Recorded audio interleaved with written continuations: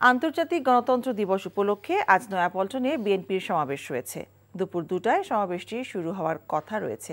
সমাবেশস্থলে আছেন আমাদের সহকর্মী মেজবাহ হাসান। আমরা সরাসরি কথা বলছি তার সাথে। মেজবাহ, সমাবেশের আয়োজন কেমন দেখছেন?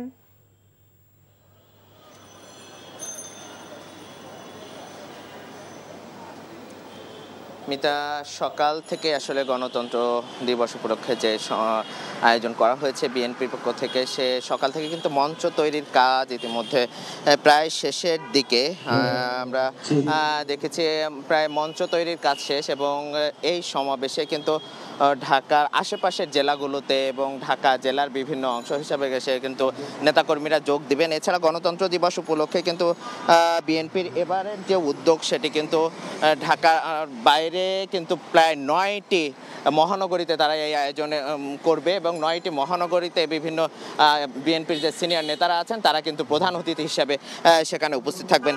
এবার অন্যান্য সমাবেশের ক্ষেত্রে আমরা যেটা দেখেছি যে আসলে নেতাকর্মীরা যখন সমাবেশের উদ্দেশ্যে আসেন ঢাকার বিভিন্ন অঞ্চল থেকে, সেই ভীতিটা না থাকার কারণে এবার বাস কিংবা যোগে ইতিমধ্যে কিন্তু ঢাকার মধ্যে প্রবেশ করতে শুরু করেছেন বিভিন্ন গাড়ি। আমরা আশেপাশে দেখেছি যে কয়েকটি গাড়ি এখানে এসেছেন, নেতাকর্মীরা আশেপাশে কিছুটাও হলেও জড়ো হয়েছেন।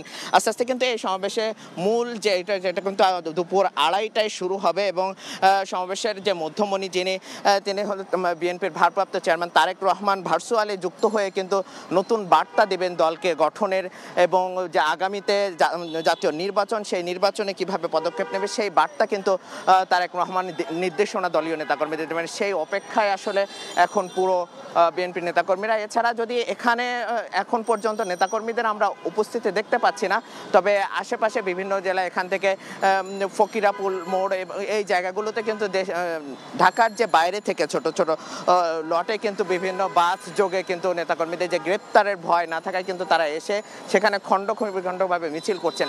প্রস্তুতির কথা সার্বিক বিষয়ে যদি বলতে চাই, এখন পর্যন্ত মঞ্চ তৈরির কাজ শেষ, পুরোভাবেই শেষ করার প্রস্তুতি চলছে এবং বিকেল সর্বশেষ অপেক্ষা যে বিকেল 2:30টায় শুরু হবে এবং তারেক রহমান যে নির্দেশনা দেবেন সেই অধীর অপেক্ষায় এখন পুরো সমাবেশ জুড়ে। এই ছিল সবশেষ সমাবেশ নিয়ে। মিতা, নয়াপল্টন থেকে জানছিলাম বিএনপির সমাবেশের খবর। এনজিওর কিস্তি প্রথমবার বিকাশ পেমেন্ট করলেই 20 টাকা ইনস্ট্যান্ট ক্যাশব্যাক।